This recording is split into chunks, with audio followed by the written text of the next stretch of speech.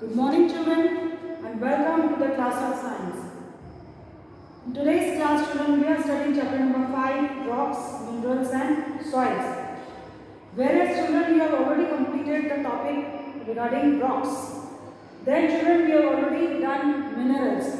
So in today's class children we are moving on to the third topic, that is the soil. So in this class today children you will come to know how and what way the soil is formed, as well as you will know about the formation of soil and composition of soil. So let us begin the class and try to understand. You are quite familiar with the word soil. As you know that you are playing in the ground, wherever you are walking on the surface of the earth, you find soil around you. And moreover, you will be learning in detail about the types of soils, because in different area different types of soil is found and it has its own features also. So in today's class children, let us try to understand what is soil first. Children, soil is the uppermost layer of the earth's surface. Our whole earth is covered by soil. So you can say the soil is the uppermost layer of the earth's surface. Clear? Next children, this is where most plants grow. As you know, you need proper and good quality of soil to grow plants. And everywhere you are seeing some or the other kind of plants being grown. Whether those plants are naturally growing on their own or you are growing them. So it depends. Altogether, our earth is covered by soil, the uppermost surface area is covered by soil. And you are seeing lot many plants growing on the surface of the earth. Children, plants get water and nutrients from the soil. And you have studied about the parts of the plants where you have come to know that the roots are going down deep inside the earth's surface and trying to absorb water and nutrients from the soil. So even this is one of the things which the plants are helped with the help of the soil to absorb water and nutrients. Clear?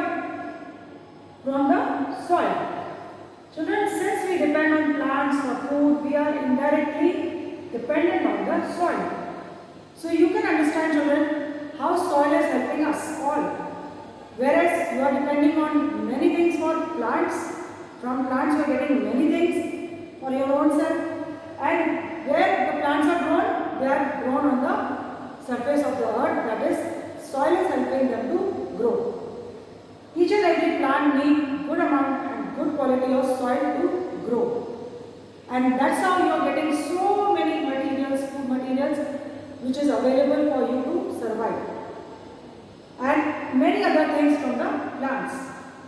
So in all, you are indirectly depending on soil for many things. Now let us try to understand children, what do you mean by formation of soil? How the soil is formed. It's really interesting, so try to pay attention and just listen to me carefully. Children, the process by which rocks break down into tiny pieces is called weathering. Children, there is a process where you can find that the rocks are broken down into very tiny pieces of rocks. So this process in the form where the rocks are broken into small pieces, tiny pieces, that is called weathering. But you will be asking how this is happening, ma'am? So let us try to understand how these rocks are broken into smaller pieces. Children, rocks can crack when they are heated. Okay? You are seeing that the direct rays of the sun are coming and it is very, very hot. So what is happening children? Rocks can crack when they are heated during the day. The sun rays are coming, and cool during the night. So these two processes taking place all together. In the daytime they are being heated by the rays of the sun, and at night they are cooling. Clear? So what is happening in here? Another way in which rocks can crack is by the freezing of water. So even then there is a climatic change if it is very cold out there and the freezing point is coming, then also another way in which rocks can crack is by the freezing of water. So you can see that the water is freezing, and that also can cause a crack in the rock. So the two processes you have come to know about breaking of rocks into small pieces. One is rocks can crack when they are heated during the day and cooled during the night. So therefore there are some cracks being formed on the rocks. Another way in which rocks can crack is by the freezing of water. Two ways you have understood. Now let's try to understand, children, water expands on freezing. What is happening here? Children, water expands on freezing. As the water is freezing, it is expanding.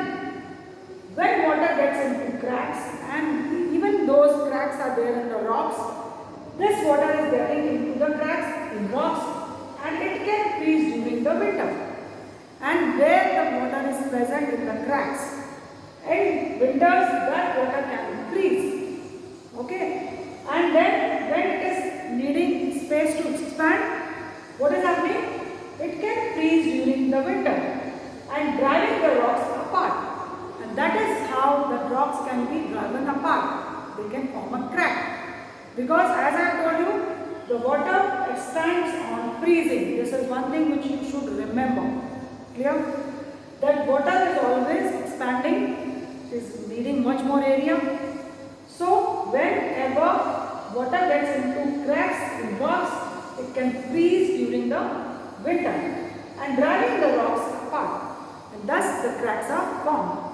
So this is how the two ways you have come to know how the cracks are formed in the rocks. Clear? Now children, let us try to understand what do you mean by the composition of soil. How the soil is formed. So children, soil is made up of gravel and sand and clay, particles, humus. What do you mean by gravel, children? Gravel is been given here in the helping word for you all to make you understand. Let me try to explain you. Here you can just see the helping word which has been given here. And the meaning of gravel has been given here, right here in front of you. This is a new word, children, for you all. So what is the meaning being written here? Try to pay attention. It is written small stones. So you have come to know a new word, that is gravel. And the meaning of gravel is small stones. Clear, children? Small stones. Now children, we will know about the sand and clay particles, humus. Humus is another new word for you all, children. Let us try to understand what do you mean by humus. Children, humus are the remains of dead plants and animals. Those plants which are dead, that is the remains which is left on the soil. You know, many plants are dying, and then many animals are also dying. So whatever left over, the remains of these things are there on the surface of the earth is known as humus. Clear, children? Another word you have come to know about the gravel, those meaning has been given right here in front of you. That means small stones. Then children, what do you think? Soil is made up of gravel, sand and clay, particles and humus. What do you mean by humus, children? Remains of dead plants and animals. And another thing which you need to know is water. So these are all where the soil is made up of. Again I am repeating, children, soil is made up of gravel, sand and clay, particles, humus and water altogether.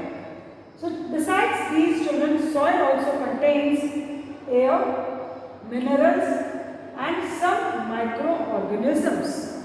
Other than this, children, soil is also having inside it, what all things it is having? It is having air, minerals and some microorganisms. Another new word which you are learning in this class today is microorganisms. What do you mean by microorganisms, children? It is again given in your textbook. Just try to pay attention here and see. It is being given in the helping word. So here children, here it is given microorganism and gravel. The meaning of gravel is small stones, and whereas microorganism is given here. Children, microorganism, a very small living thing that can be only seen under a microscope. That can only be seen under a microscope. You cannot see it with your naked eye. You cannot see it. You need to keep it under a microscopic eye, and then only you are able to see those which are present in the soil. So I hope you have learned 3 new words in this class today. That is one, gravel.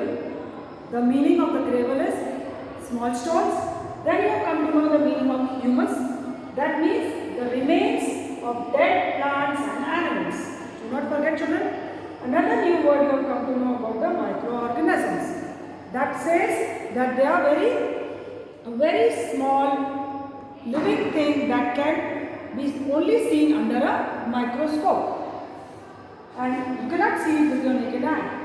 So now children, you have come to know how the formation of soil is taking place. Then water on freezing expands. Please remember this.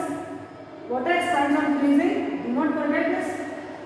Then another important thing, what is weathering you have learned, children? The process by which rocks break down into tiny pieces is called weathering.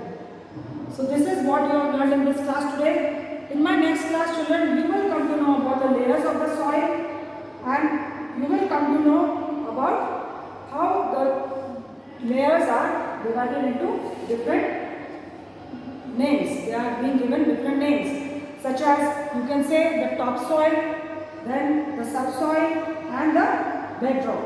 So in my next video, I will explain you about the layers of the soil.